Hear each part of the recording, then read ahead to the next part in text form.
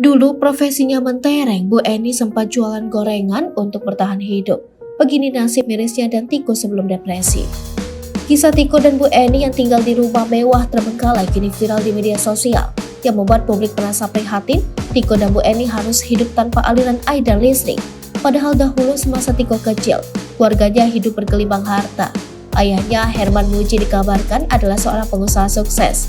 Sedangkan Bu Eni, ibu Tiko disebut-sebut memiliki profesi mentereng, yaitu sebagai sekretaris.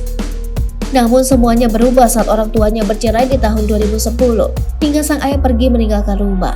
Kondisi perekonomian yang turun drastis dan kesehatan mental Bu Eni yang semakin parah, membuat Tiko dan ibunya hidup dalam kondisi memilukan. Namun, sebelum akhirnya depresi, Tiko mengungkapkan bahwa ibunya sempat berjualan gorengan pasca kepergian sang ayah.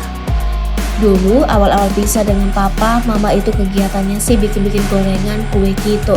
Masih ada keinginan untuk dagang, kata Tiko. Tiko yang masih anak-anak pun berusaha membantu ibunya dengan menjual dan menitipkan gorengan dan kue buatan Bu Eni ke warung-warung.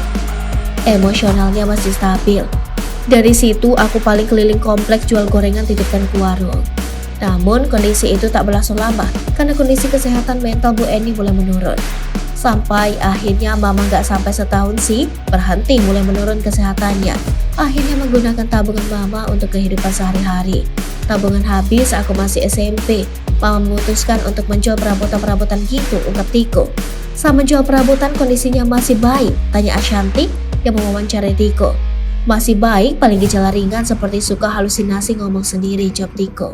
Setelah kondisi ekonomi keluarganya benar-benar sulit, Tiko mendapat tawaran dari RT setempat dan para tetangganya untuk menjadi petugas keamanan komplek.